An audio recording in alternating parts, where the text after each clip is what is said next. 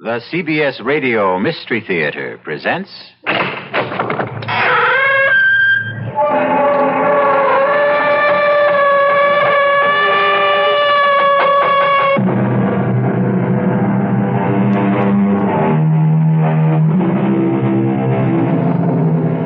Come in. Welcome. I'm E.G. Marshall. Welcome to the terrifying world of your own imagination. The law says, thou shalt not kill. And that's the law most of us openly acknowledge.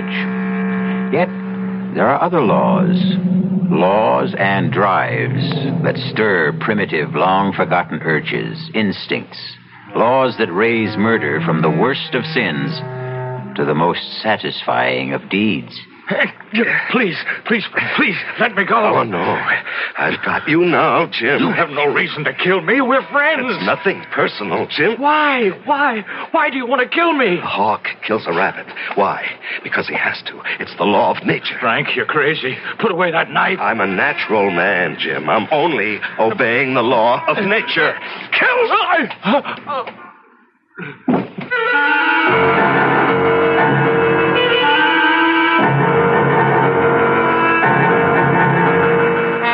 Our mystery drama, The Diary of a Madman, is based on the story by Guy de Maupassant and was adapted especially for the Mystery Theater by Sam Dann and stars Larry Haines. I'll be back shortly with Act One.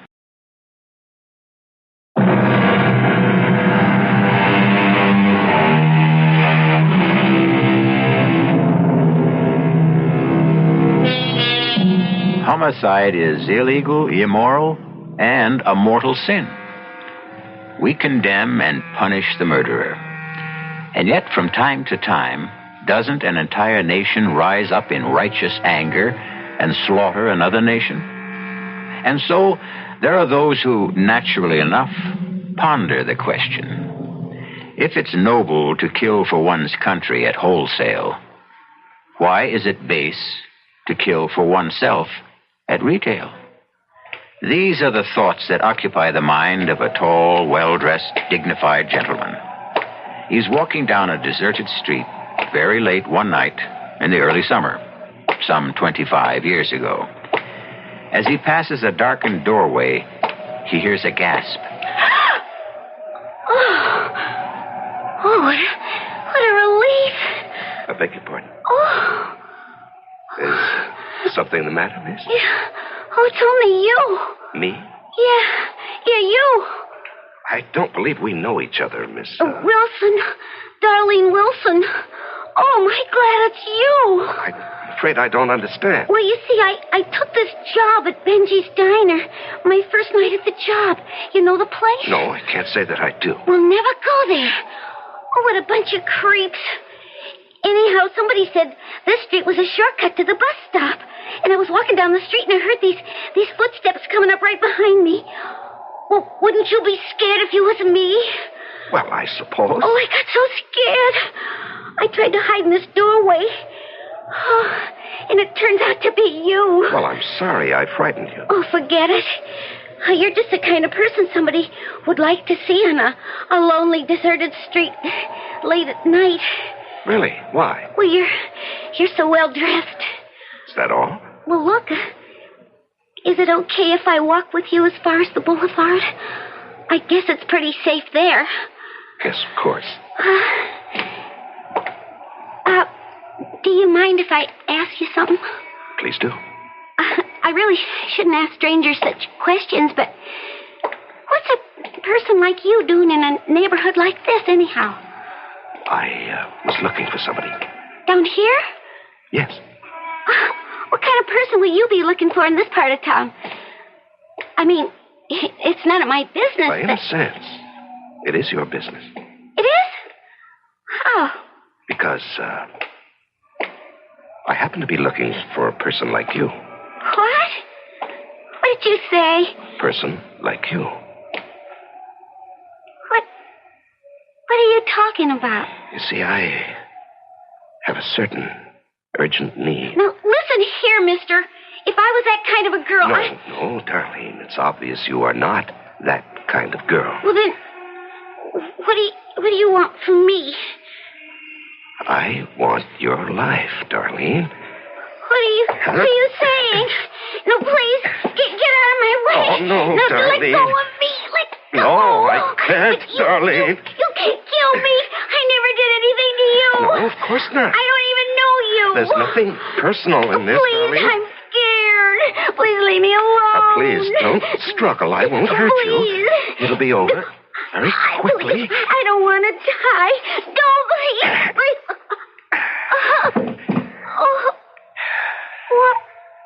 Why did you do that? Help me, please. Somebody, help me. Some maniac. Not a maniac, Darlene. To kill is to obey the law of nature. Nature commands all of us to kill.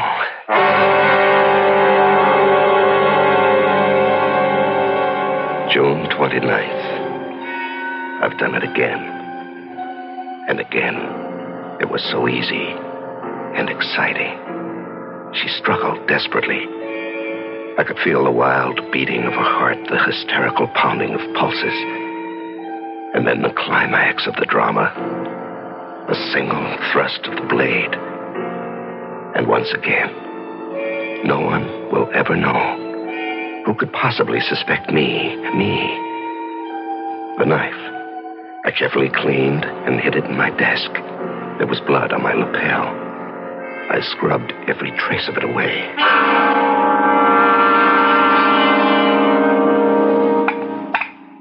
Morning, Frank. Good morning, dear. Everything smells so good. You mean you've regained your appetite? Well, I don't know. I'm starved. Oh, that's wonderful. I've been so worried about you lately, Frank. What did the poet say, dearest? Come fill the cup. Well, fill my cup and my plate with doubles of everything. What's come over you? Well, I feel like a brand new man today. How was the banquet last night? Oh, the usual political nonsense. Anyone want you to run for the Senate? Well, as they say, the feelers were out. Do we want to live in Washington? Oh, darling, that was a bore.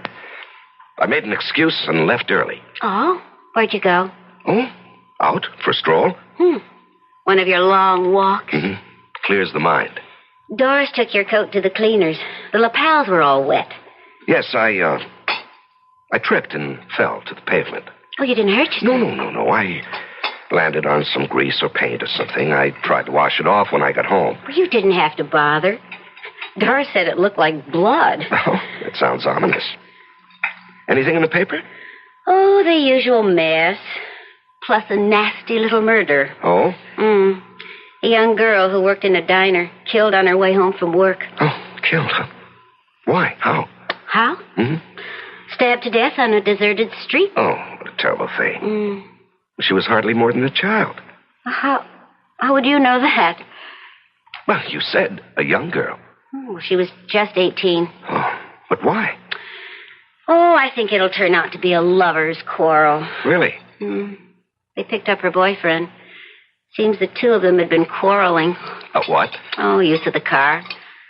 Her parents say she was angry because he took it, but he claims it's as much his as hers. Well, what do they have on the boy? Well, he's got blood stains on his jacket. Oh, well, that doesn't look good. No. He claims he was out riding around and got into a fight. Oh, with whom? Well, that's the problem. He'd been drinking and can't remember where or with whom. Oh, why do we talk about these things at home, Frank? Isn't it bad enough you have to live with them?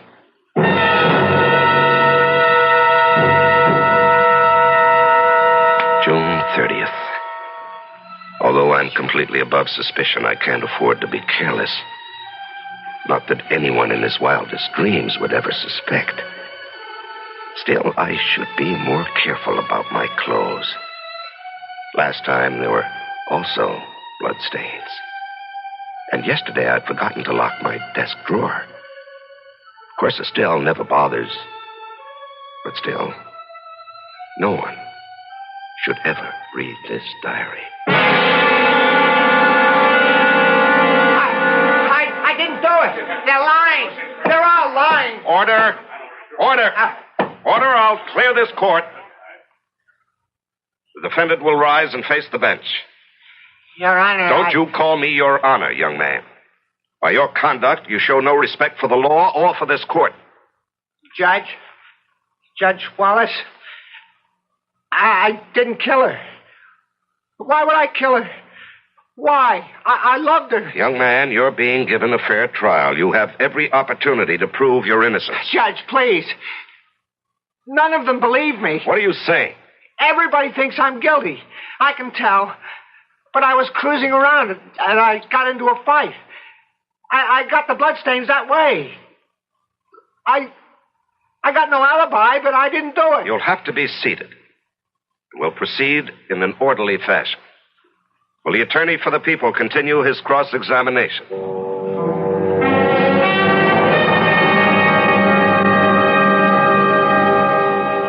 Aren't you going to finish your steak, Estelle? You mean you still have room for more? I'm always this way when I'm trying a case. Well, it must take a great deal out of you. Yes, especially this one. Why this one? Oh, I don't know. Frank, that boy's innocent. Estelle, that's for the jury to decide. No, not completely. It's for you to decide. I think you've decided. How can you say that? By the way you're handling it. Please, Frank, you may not be aware of it, but... Aware of what? Well, you're favoring the prosecutor. Now, that's ridiculous. Well, then, it has to be my imagination. I don't understand why we're even talking about this. We never discuss my case. It's just that. Estelle, you're actually pale. What is it? I'm convinced that boy is innocent. Well, if he is innocent, he'll be acquitted. But you know that isn't true. The innocent don't always go free, and the guilty aren't always punished. Estelle, I've never seen you like this before. I know, and I just can't account for it. But I have this conviction. That boy is absolutely innocent. Darling, there's evidence. I don't care about evidence. Now, that's irrational. Well, what can I do? I know. Don't ask me how. I just know. That boy is innocent. Well, then there's every chance the jury will agree with you. No, Frank. That's what makes it so terrible. I don't think the jury will agree with me. I had killed before, but this was the first time somebody was going to pay for it, so it was doubly exciting. I had not only killed her, but in a very real sense, I would also be killing him. He was doomed. I could tell. They were a hanging jury if I ever saw one. They didn't like the boy. I could read the verdict in their faces. And so I went out of my way to give them the kind of charge that would be as favorable to the defendant as I could make it, because I knew that nothing could save him. They stayed out a whole day, all night, and the better part of the next morning. There was never any doubt in my mind.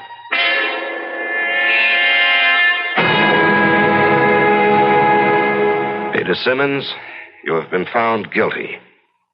Have you anything to say? I was brought up to believe in God and to believe in justice. And I can tell you, there's going to be justice one day. Not today, but one day. And the person who killed Darlene will never be forgiven.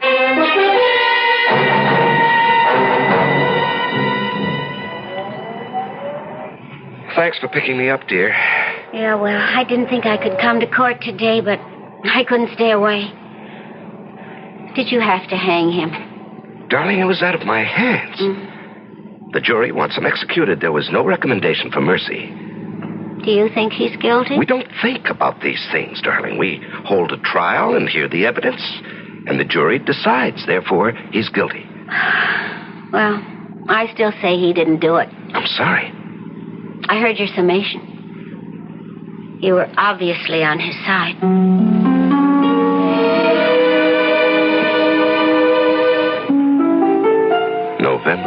27th. All of his appeals ran out. He was executed last night. I understand he died very well. But it isn't as if I killed him with my own hands. And it's been a long time. A very long time since I obeyed the law of nature. I'm growing restless.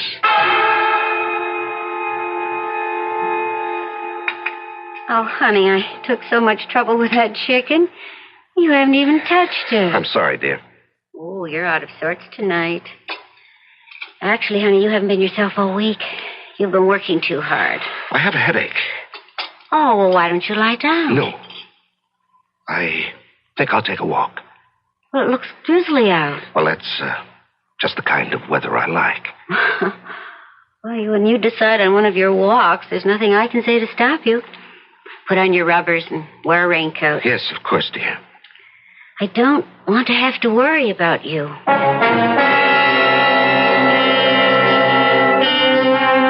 Walking may be good for some people, but it can be extremely hazardous for others, especially for someone who might just happen to run into Frank Wallace. As Frank walks calmly through the rain-soaked streets, he sees a short, slight figure just up the block. And once again, there is the quickened pulse, the rapid heartbeat, the flushed face, and Frank's fingers tighten around the knife in his pocket. We'll be back shortly with Act 2.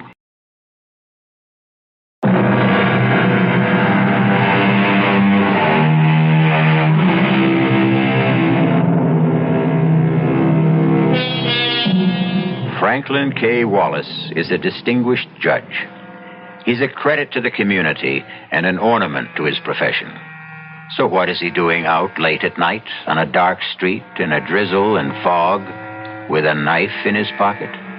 Moving swiftly toward a man who is walking just ahead of him. What? Hey, well, I'll be. It's Judge Wallace. Evening, Judge. Oh, it's, Jim Downer, don't you recognize me? Yes, of course. How are you, Donna? Well, I tell you, I'm having a problem. Oh? She says to me, Jim, you're chasing around. And it's true. I am. And she says, Jim, you've squandered not just your money, but mine. And it's true, I have. And she says, Jim, if you don't quit, I'll leave you or I'll kill you. Either one, maybe both. I don't know. Hey, what are you doing out on a night like this, Judge? Just walking. Oh, you don't kid old Jim. Nobody picks a night like this to go just walking. Something's up, huh, Judge? Well, nothing you'd want to write about in a newspaper, darn it. You know, Judge, I need a story in the worst way. I'm up against a deadline. I don't even have tomorrow's column. How about an idea? Well, how about, murder? Murder? Murder. Oh, no. No, I don't think so. Why not? Oh, because it's kind of offbeat, you know? Average person isn't concerned with murder. He doesn't think about killing. Oh, that's where you're wrong, Downer. Killing is the law of nature. Every living being has the mission to kill. Well, Judge, I wouldn't exactly say that. Oh, yes, everyone wants to kill. Animals kill ceaselessly every day in order to live. Birds constantly must kill. Well, yeah, but we're not exactly talking about animals. Or we cause to be killed for our benefit. Well, it's kind of a gruesome topic. No, killing is almost the same as creating. To make and to destroy. These concepts are the history of the universe. Well, Judge, it's been great running into you, but I have some people down the line. To kill is the law. All right, if you say so, Because Judge. Nature loves eternal youth. The more she destroys, the more she renews herself. Well, I wouldn't doubt that for a minute. Okay, I'll see you. Now, just a second. Huh? What is it? I want to show you something. Here, look. Judge, what are you doing with a knife? Judge, let go of me. Are you crazy? No, I'm not crazy. We kill animals, but that's not enough to satisfy Now, wait a us. minute. Long ago, the basic need was met by human sacrifice. But now, each man must... Help! Help! Quiet. I always treated you fairly, Judge. I always wrote good things about There's you. nothing personal in this. Please understand that. It has to be done. Don't struggle, Jim. It'll be over very quickly.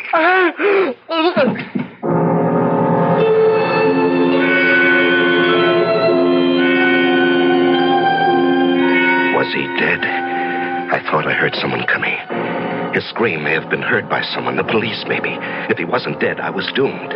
But I didn't have time to make sure. I had to get out of there because I knew I had blood on my coat. I had to get out of there, and I had to get rid of that coat.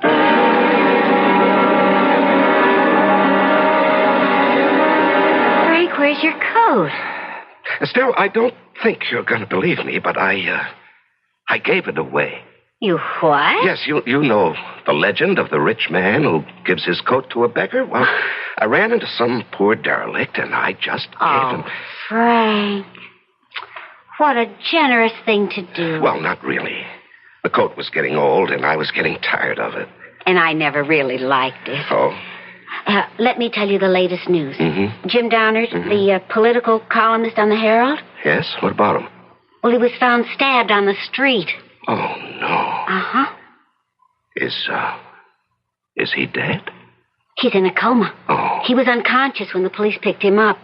Evidently, he'd been attacked. He'd been screaming for help. Well, will he recover? Well, the police are convinced he'll be able to identify his attacker, but, well, he has to regain consciousness.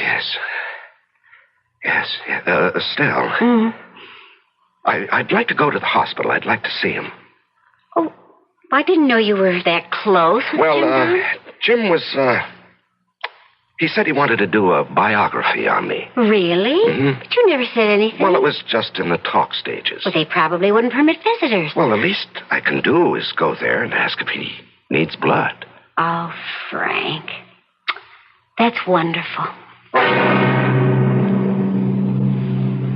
The doctor said, sure, he needs blood. And they took a pint of mine, which I thought was only fitting and proper. And then I asked if I could see Jim. And the doctor said Jim was still in a coma, but I could pop inside for a second. There was a cop stationed outside the door. He saluted me, and I walked into the room. He was lying very still. And there were all kinds of tubes attached to various parts of his body. As I leaned over to look at him, he slowly opened his eyes. And I knew he was going to live and destroy me, unless I could do something. I could hear the doctor out in the hall. He was exchanging greetings with the policeman. Quickly, I pulled gently at one of the tubes in his arm. I didn't know what that might do, but it was all I had time for. Do you want some warm milk, honey? No, I'll just go to bed. Any news about Jim Downard? Sorry to have to tell you this, Frank, but came over the radio a few minutes ago. Jim Downard is dead. Oh. They said he never really had a chance. January 20th. I had discovered something else. In addition to the thrill of killing, there is also the exhilaration that is felt by the victim. Nature is kind. She also gives the one who is doomed a feeling of the drama. I know because for several hours last night, I could have been a victim. Had Jim Downard lived, well, it taught me a lesson. I should raise the stakes. I shouldn't be so invulnerable. After all, if I am absolutely 100% safe, where is the thrill? Morning, darling. I see you've prepared a big breakfast.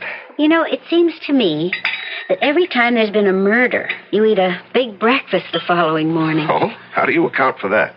Well, how do you account for this? Police have suspect in Downard murder. Have they? It's remarkable. It only happened late last night, and they have their man a few hours later. Darling, he's not exactly their man. He's just a suspect. Well, they don't say, but they hint pretty strongly that the evidence against him is rather heavy. Well, now, that's for a jury to decide. I don't know, Frank.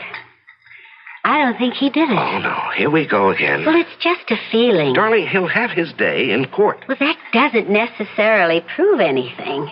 Estelle, are you attacking our system of justice? Did that poor kid, what's his name, Peter Simmons, did he get justice? Well, he got a fair trial. Huh. Well, I still believe he's innocent, for all the good that does him now. And I believe this man is innocent, too. Estelle, you don't know what the evidence is. Well, it's just a feeling, and it just won't go away. Oh, you're being silly. Maybe. I just wish that you weren't involved. Well, I have to be involved. It's my job. February 23rd. The man's name is Tom Lewis, 30 years old. He has a previous record. He did time for robbery and again for assault.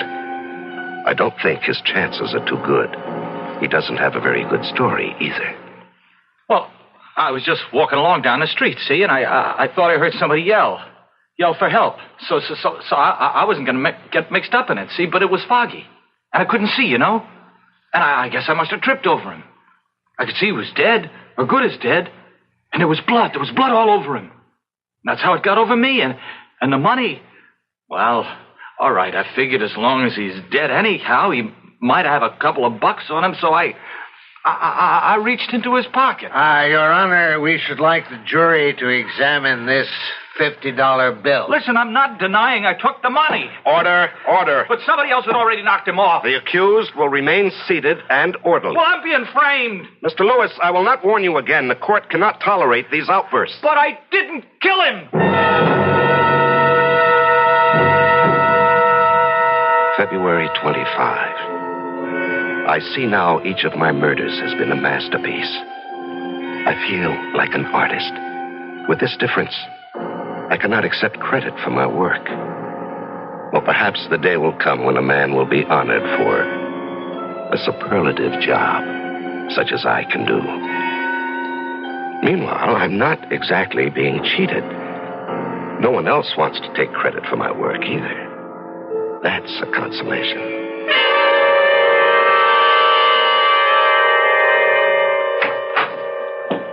Stell? Yes, Frank? Well, now, what are you doing sitting here in the dark? Is it dark? I hadn't noticed. Well, did you fall asleep? No. Well, let me turn on the light. There.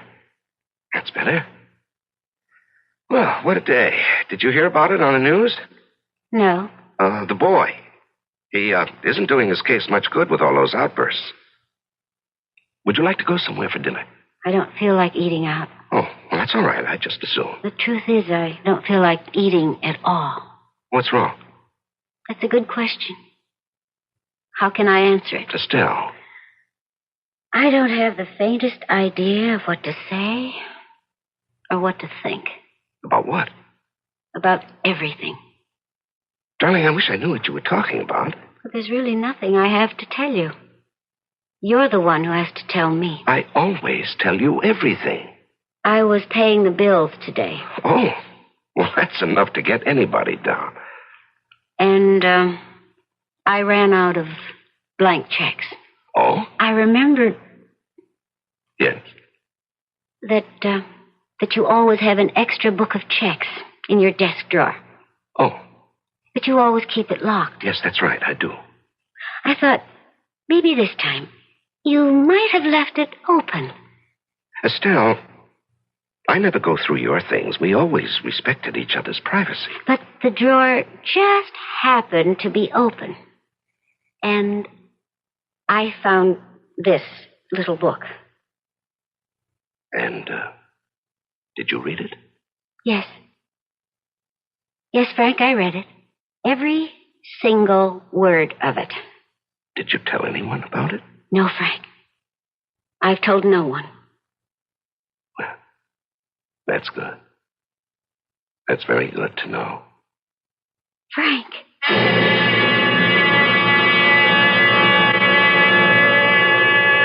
How would you like to poke innocently through your husband's desk and come up with a diary like the one you've been listening to? Well, you could say she's twice foolish.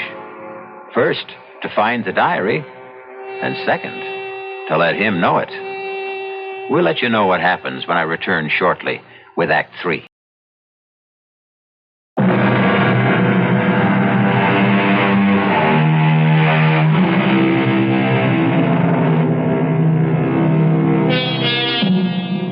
Over the years, there's been a series of particularly brutal murders. You are the wife of a distinguished jurist who has presided over most of the trials and sent the supposedly guilty to death. Now, you find a diary in which your husband claims that he is the killer. Frank, what are you going to do? What do you mean, what am I going to do? Well, you killed those people. This boy, this one who's on trial now for the murder of Jim Downard, he's innocent. No, dear, he's guilty. But I just read your confession. And Peter Simmons, who was hanged for killing his sweetheart. Well, you admit you killed her. Darling, please sit down. You're becoming hysterical. That's right, I am. I have every right to become... Estelle, please, will you listen? But to what? To the truth. I've just read the truth. Darling, listen. For many years, I wanted to write a book. What? Now, will you please just listen? You don't have to say anything until I'm finished. I have been fascinated by the criminal mind. And so after a particularly brutal, apparently senseless murder is committed, I try to place myself in the mind of the killer. What does he think? The way you put it, murder is obedience to a natural law. That's poetic license, dear. What do you mean? We kill, not for gain. Oh, we think we do. We think we kill for money or for passion, but the truth is, these are just pretexts. Now, we kill because of an ancient urge. And when the urge becomes strong enough, we take advantage of any pretext that comes up. But I'm not aware of this urge. And neither am I, dear. It's been refined and civilized out of us, but there are lower types. You see, the Tom Lewises, but the Pete why? Simmons. Why what? I don't know. Estelle, do you believe that I killed these people? Well, there it was in your own handwriting. Oh, Estelle, could you actually believe me capable of murder? I don't know. It was such a shock, and I was so frightened. Darling, we've been married 20 years. Don't you know all there is to know about me? I thought I did. And then I happened to remember certain things. Like what? Well, each time there's been one of those murders, you just happened to be out walking. Well, there is such a thing as coincidence. And when that girl was killed, well, you did have stains on your coat. Oh, darling. Would you hang me on circumstantial evidence? Well, you hung Peter Simmons on circumstantial evidence? And circumstantial evidence is tightening the noose around Tom Lewis's neck every day. Do you mean you seriously believe? No. I believe you. Well, that's better. I believe you because I have no alternative. February 27. How could I have been so stupid? Why did I leave that drawer unlocked? I'm sure there are psychologists who would say that I want to be caught, but that's ridiculous. Does she believe me? Does she? Or do I have to kill her? Kill Estelle? No, that would be testing the law, the natural law. Can you kill a loved one? Because I do love Estelle. That would be the highest obedience to the law, to kill the one you love. Very well, Mr. Lewis. You expect this court to believe that you just stumbled across Mr. Downard's body in the dark? It's the truth. He had already been attacked by someone else. Yes. He was still alive. I think so. You insist you heard him cry for help. That's right. Someone had just attacked him, see? And he's the one who killed him. Yeah, but we don't know that he cried for help. All we have is your word for it. But it happened, I tell you, and... Yes? What? What did you want to say? Mr. Lewis, you must answer the prosecutor's question. What happened? Yes, well, it was foggy. But you see, just as I got there, I saw somebody. You saw somebody? Right. I could see somebody running away. And could you describe that somebody? He was tall. Very tall. There's no mention of this somebody in any of your previous statements? Well, that's because I was nervous. See, I couldn't think, but now... Yes? Well, now, as I go over it again and again in my mind, I remember. There was somebody, see, a tall guy, and he was running away. I mean, I can even remember his footsteps. And so now you expect us to believe that the murder was committed by a certain mysterious somebody. I expect you to believe the truth. I think we already know the truth.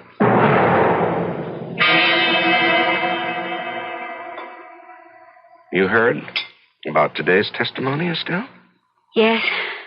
He claims that a tall, mysterious stranger was running away from the scene. Yes, I know about it. I was out walking that night. You were? And I'm tall. Exceptionally tall.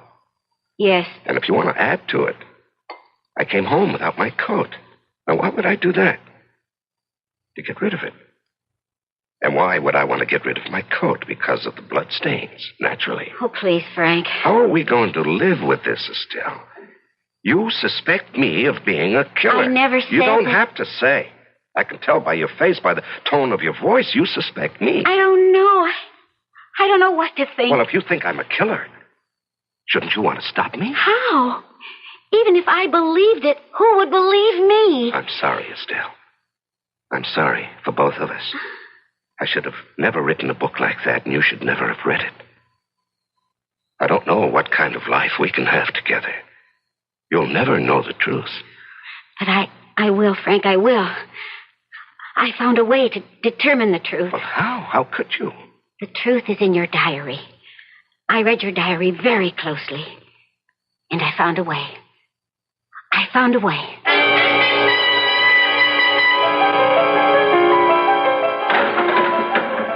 Who are you? That's not important, Tom Lewis. How'd you get in here? It wasn't easy. Now, what do you want? I want to save you.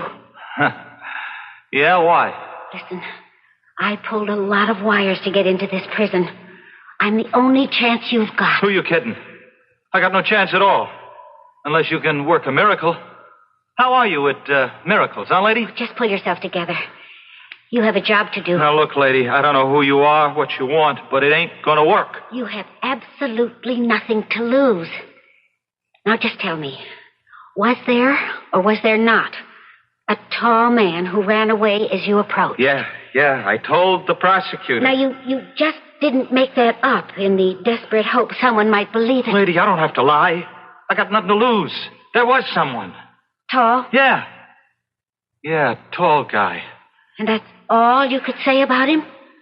Well, he was tall and kind of athletic looking, you know. Good building. He moved fast. I see. Hey, lady. Hey, what's the matter? Come on, what are you crying about? Oh, nothing at all. Now, do you want to be cleared of the murder charge? Huh. Just like that, huh? Well, almost. Why should I be cleared? Because tomorrow you'll stand up in court and admit you killed Jim Downard. Oh, great. And that's going to clear me? Yes. Oh, lady, why don't you leave me alone, huh? I got it tough enough now. Do as I tell you. You mean you want me to just jump up and holler, I killed him? Yes, and then you'll go on and this is what else you'll tell them.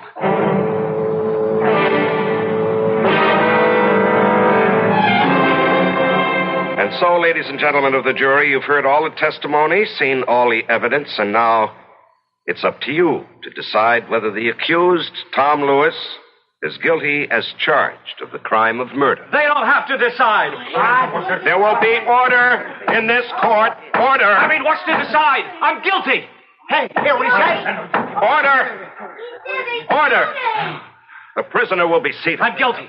Guilty, you see? I don't care what those clowns on the jury think. I killed him. I killed Jim Downard. I killed him, and I'm proud of it.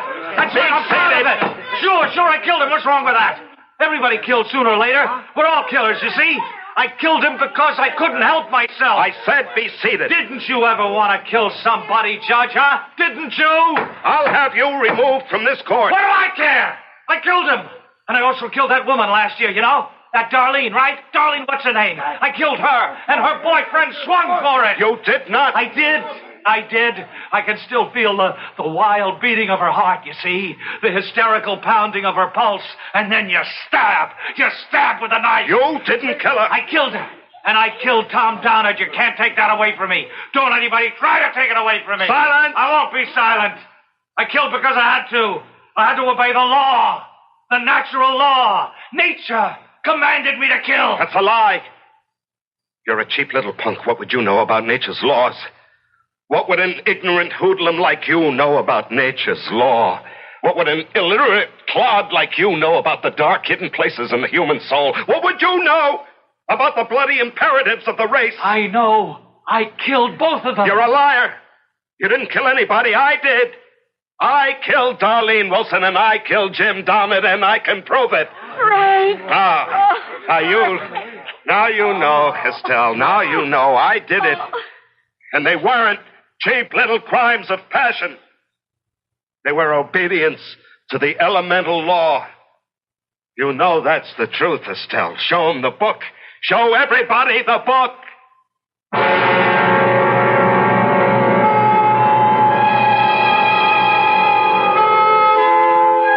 Well, they were all set to throw the book at ex-Judge Frank Wallace, but, of course, the plea was insanity.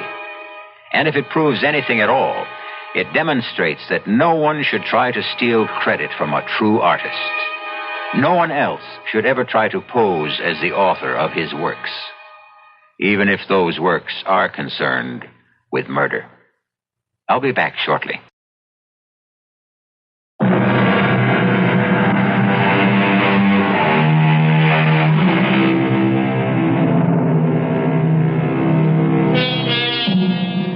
You've heard them say, murder will out. It's supposed to mean that murder cannot be hidden. The fact will eventually emerge. However, the tale you just heard adds a chilling dimension to that statement.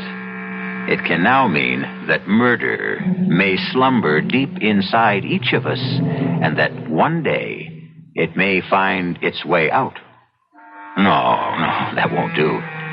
Better enjoy murder vicariously with us. That way, you'll never be tempted or driven. Our cast included Larry Haines, Evie Juster, Robert Dryden, and William Redfield. The entire production was under the direction of Himan Brown. And now, a preview of our next tale. In a sense, he's still alive. Medically, he's dead. It's only a matter of time till the rest of him dies, too. And I am the one to live. Yes. You will live. My hands, how bad are they? When the wagon ran over them, the right one was severed, was moribund, devoid of all life by the time you were brought here. And the other, crushed beyond hope. Why wasn't I the one to die? I can never play the piano again. There is one way you could. How? If I gave you Rudy Baum's hands. This is E.G. Marshall inviting you to return to our Mystery Theater for another adventure in the macabre. Until next time, pleasant dreams.